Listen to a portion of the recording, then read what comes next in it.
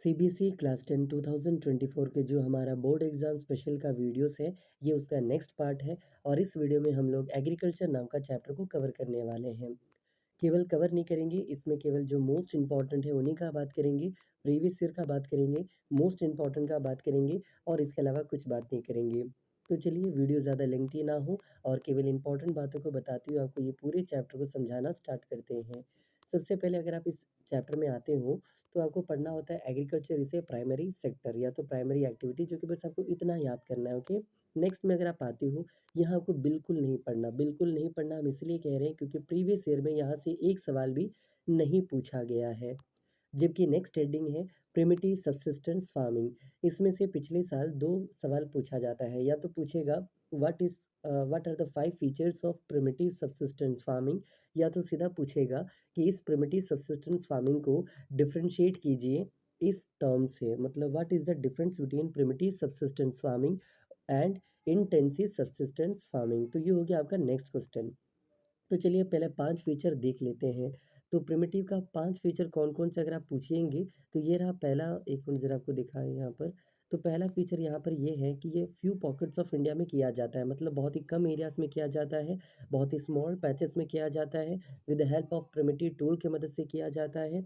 And ये जो type of farming होता है, ये बेसिकली मानसून पर डिपेंडेंट होता है और इसको स्लैश एंड बर्निंग कल्टीवेशन के नाम से भी जाना जाता है। तो ये सब कुछ 5 फीचर्स है जो आपको पढ़ लेना है। नेक्स्ट यहाँ पर आपसे पूछेगा स्लैश एंड बर्निंग कल्टीवेशन, जो कि प्रीवियस ईयर में कई बार पूछा गया है। तो स्लैश एंड बर्निंग से क्या पूछेगा? यहाँ पर ये पूछा जाता है what is the alternative name of slash and burning? तो आंसर है इसको शिफ्टिंग कल्टीवेशन भी कहते हैं, शिफ्टिंग कल्टीवेशन, या तो इसी को एक और नाम से जाना जाता है जिसको हम लोग कहते हैं जुम्मिंग कल्टीवेशन, जुम्मिंग। तो ये टर्म आपको बस याद रख लेना है। इसके अलावा प्रीवियस ईयर में अगर आप यहाँ नोटिस करते हो, यहाँ पर बहुत सारे आपको नाम दिखेंगे, दीपा, पामलो और भी बहुत सारे नाम है, ज़रा देखिएगा, जैसे कि मिल्पा, कोणोगो, मसौल, रे, लदांग। ये सब प्रीवियस ईयर में कभी नहीं पूछा गया है, केवल एक नाम पूछा गया है, वो है रोका। पूछा गया था कि ब्राज़ील में कौन से नाम से जाना जाता है, तो रोका। बाकी टर्म्स नहीं पूछा गया है, लेकिन हम आपसे उम्मीद करेंगे कि प्लीज़ कम से कम इतना जो टर्म अभी हमने कहा है आपको, जैसे कि यहाँ पर जो आपको दिख रहा है मिल्पा, कोणोगो, मसौल, लदांग, रोका और ये रोय जो भी लिखा है, तो इतना टर्म्स कम से कम पढ़ लीजिएगा, रे। और इसके नीचे भी बहुत सारे टर्म्स हैं, ये इग्नोर कर सकते हैं, ये बिल्कुल नहीं आएगा। तो ये आपका 2 टॉपिक्स मैंने कवर कर दिया। पहला है प्रिमिटिव सब्सिस्टेंस फार्मिंग, दूसरा है स्लैश एंड बर्निंग कल्टीवेशन का जो अल्टरनेटिव नेम्स पूछा जाता है, वो भी मैंने आपको बता दिया। नेक्स्ट अगला आप यहाँ पर देख पा रहे हैं, ये इससे बिल्कुल पूछा नहीं जाता। चलिए एक और सवाल, क्या होता है स्लैश एंड बर्निंग कल्टीवेशन? अगर आप ये पूछते हैं तो इसका भी आंसर सुन लीजिएगा। आंसर तो बेसिकली यहाँ पर पड़ा हुआ है, आप देख लीजिए, ये रहा आंसर। बोला जाता है कि जब एक फार्मर, मान लीजिए एक फार्मर का इतना सा ज़मीन हो और वो आधे ज़मीन पर खेती करेगा, दूसरे ज़मीन पर आग लगा दे, और जैसे ही वो आग लगाने से फ़ायदा क्या होगा?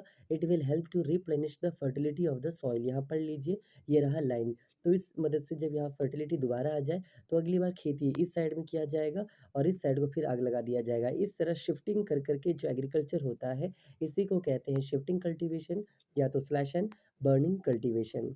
नेक्स्ट टर्म है आपको एग्जाम के पॉइंट ऑफ व्यू से, what is called intensive subsistence farming. तो इसका आंसर बस इतना सा है कि ये भी एक तरह का सब्सिस्टेंस फार्मिंग होता है। इसमें बेसिकली कहाँ किया जाता है, तो हाई पॉपुलेशन वाले एरियाज में किया जाता है। इसमें बहुत ज़्यादा लेबर यूज़ किया जाता है, लेबर इंटेंसिफाइड फार्मिंग होता है। इसमें high doses of chemical bio fertilizers का यूज़ किया जाता है एंड इरिगेशन का भी बहुत ज़्यादा यूज़ किया जाता है। तो ये रहा आपका नेक्स्ट 5 पॉइंट्स किसके बारे में? Intensive subsistence farming. तो आपको ये तैयार करके जाना है कौन-कौन सा प्रिमिटिव और यहाँ पर 1 मिनट देखिएगा, हम आपको दिखाते हैं ज़रा। तो आपको ये तैयार करके जाना है कि प्रिमिटिव और अ, इंटेंसिव सब्सिस्टेंस फार्मिंग में 5-5 डिफरेंस लिखना आना चाहिए।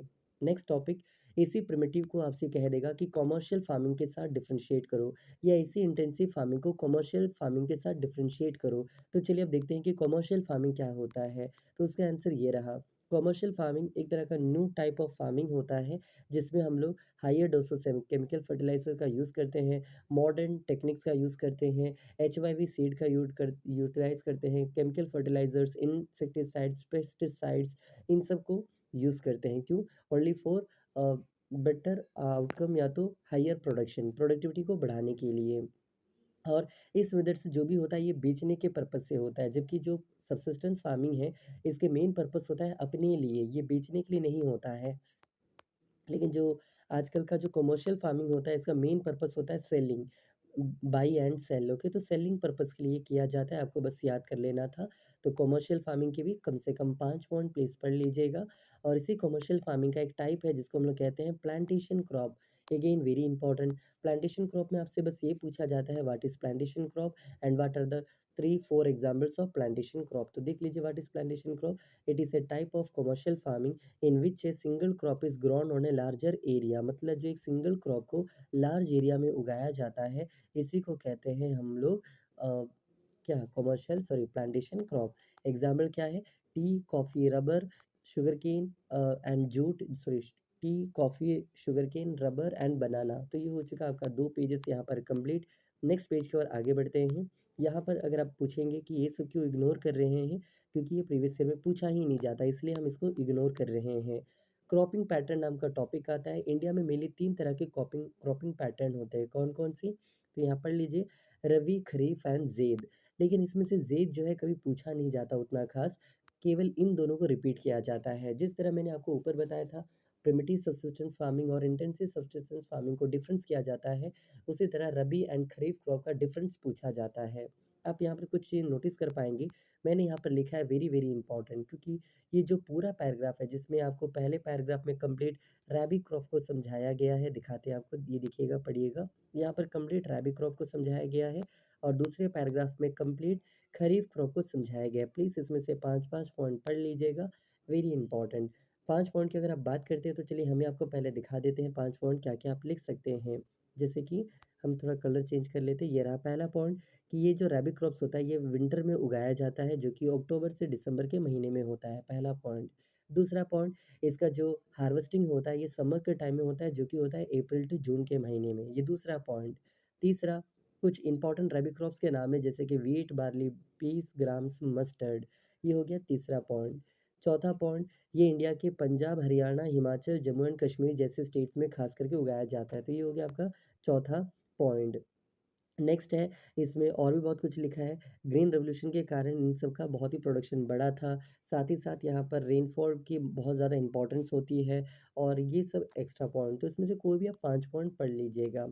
सेम केस है खरीफ में भी, इसमें से कोई भी 5 पॉइंट आप पढ़ लीजिएगा। ज़ेद क्रॉप ज़्यादा पूछा नहीं जाता तो ये आपकी मर्ज़ी है। नेक्स्ट है, मेजर क्रॉप्स में सबसे ज़्यादा रिपीटेशन प्रीवियस ईयर में पूछा गया है राइस के बारे में। तो राइस के बारे में भी कम से कम क्या-क्या आता है पहले सुन लीजिए। देखिए, पिछले 2-3 साल से एक पैटर्न को देखा गया है जो कि आपके पहला जो 20 सवाल होता है एसएसटी में, इसमें जो क्वेश्चन नंबर 15 होता है, ये होता है आपका एक बॉक्स दिया रहेगा, उसके अंदर कोई क्रॉप्स के फीचर्स बताए रहेंगे, 4-5 फीचर, जैसे कि ये क्रॉप को ये कहते हैं, ये क्रॉप का टेम्परेचर ये है, इस क्रॉप का खासियत ये है और इस स्टेट में सबसे ज़्यादा ये होता है। फिर आपसे पूछेगा नेम द क्रॉप, तो ये कौन-सा क्रॉप है, नाम बताइए। तो यही है जो पिछले 3-4 साल से पैटर्न में पूछा जाता है। तो उस हिसाब से देखा जाए तो आपको ये पॉइंट्स याद रहेगा तभी आप ये बना पाओगे। और राइस से एक और सवाल पूछा जाता है कि what are the geographical conditions necessary for the growth of rice.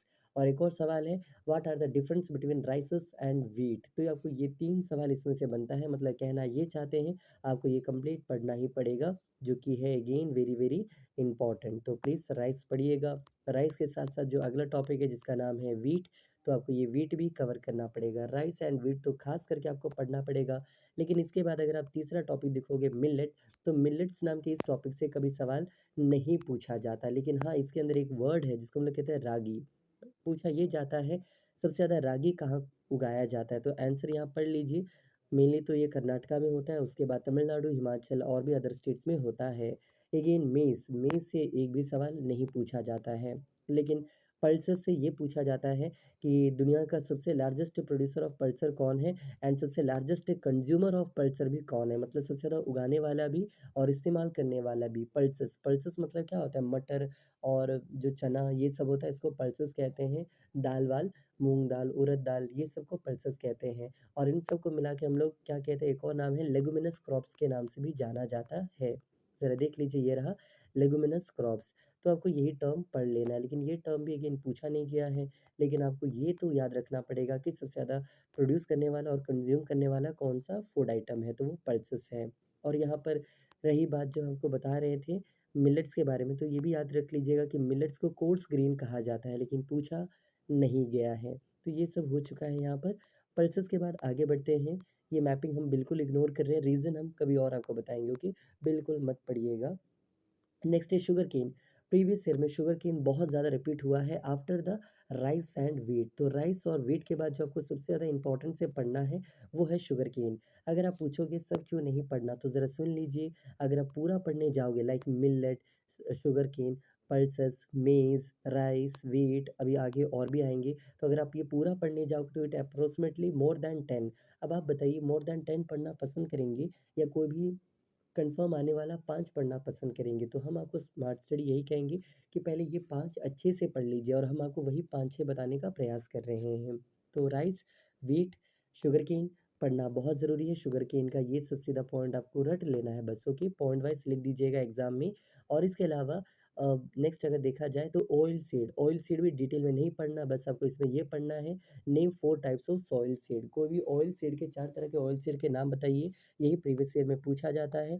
तो आपको कोई भी 4 नाम याद कर लें लाइक कौन-कौन से, तो soybean, groundnut, mustard oil, coconut, sesame, castor oil, ये ऑयल, वो ऑयल जो भी है ये सब पढ़ लीजिएगा, ओके? तो ये भी हो चुका है आपका टॉपिक। नेक्स्ट है कॉफ़ी एंड टी। ये भी हम आपको उतना सजेशन नहीं देंगे पढ़ने का, क्योंकि उतना ख़ास नहीं है। अब आपकी मर्ज़ी, पढ़ना है तो पढ़ सकते हैं, लेकिन हाँ, एक बात ज़रूर बताएँगे कि टी एंड कॉफ़ी दोनों को मिला के कहा जाता है बिवरेज क्रॉप कहा जाता है, बिवरेज क्रॉप्स। तो ये बस नाम याद रख लीजिएगा, हम पढ़ने के लिए उतना सजेशन नहीं देंगे। टी एंड कॉफ़ी के बाद अगला आता है हॉर्टिकल्चर क्रॉप। सीधा ये पूछा जाता है कि उस क्रॉपिंग को क्या कहते हैं जिसमें वेजिटेबल्स एंड फ्रूट्स को, फ्लावर्स को उगाया जाता है, तो इसको हॉर्टिकल्चर क्रॉप्स के नाम से जाना जाता है, ओके? तो बस आपको ये नाम याद कर लेना है, हॉर्टिकल्चर क्रॉप्स। लेकिन इतना खास पूछा नहीं गया, एक बार बस पूछा गया है। लेकिन अब आ जाता है अगला most important, rubber, very very important, okay? जिस तरह राइस इंपॉर्टेंट था, जिस तरह व्हीट इंपॉर्टेंट था, जिस तरह शुगर केन इंपॉर्टेंट था, उसी तरह नेक्स्ट है आपका रबर। रबर आपको बहुत ही डिटेल में पढ़ना है, कम से कम 5 पॉइंट प्लीज़ पढ़ लीजिएगा।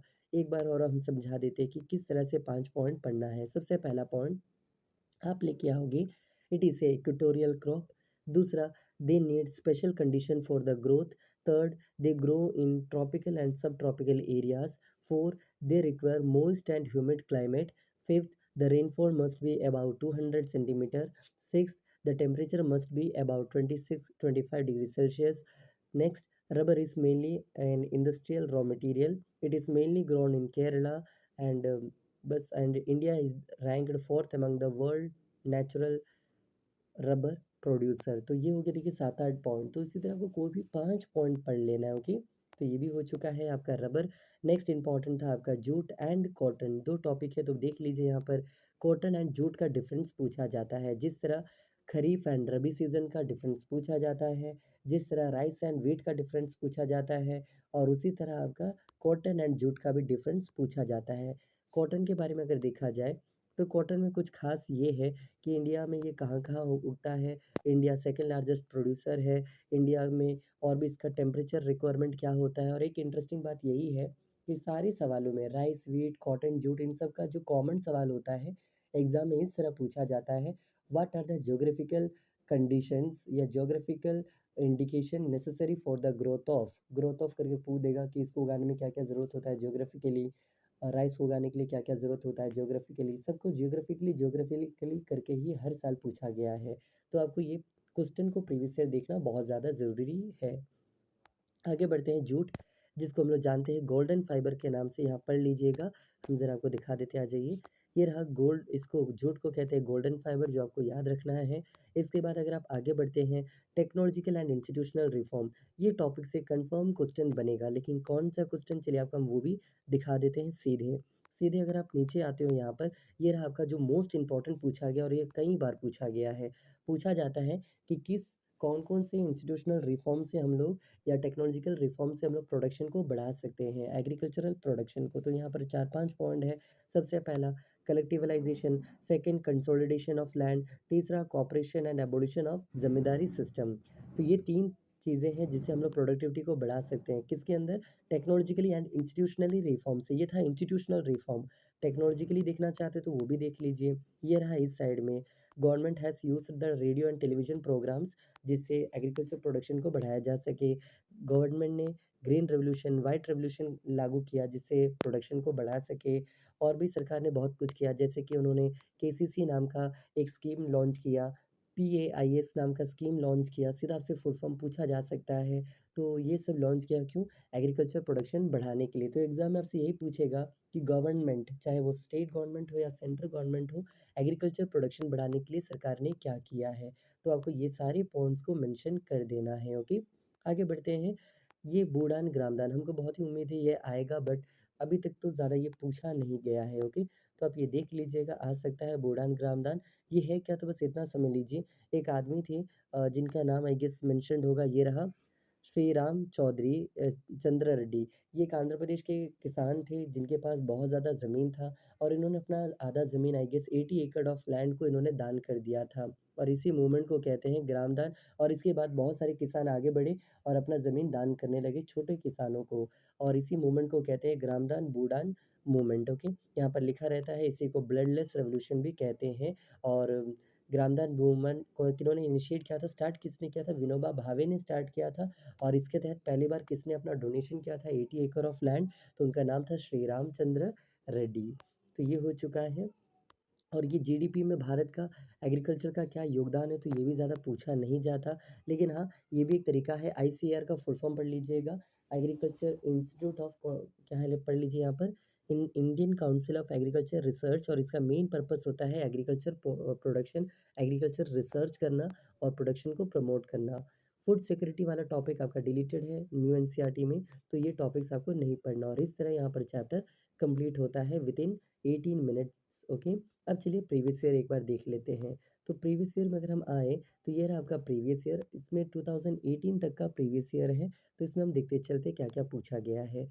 2011 में पूछा गया है, name the crops in which India is the largest producer. उन क्रॉप्स का नाम बताइए जिसमें इंडिया सबसे वर्ल्ड नंबर 1 पर है। तो आंसर है fruits and vegetables, oil seeds and pulses. Second, उस टाइप ऑफ फार्मिंग का नाम बताइए जिसमें हम लोग वेजिटेबल्स एंड फ्रूट्स को ग्रो करते हैं। तो आंसर है हॉर्टिकल्चर। थर्ड, जुमिंग कल्टीवेशन क्या होता है? तो इसका क्या है, वन सेंटेंस में बताइएगा।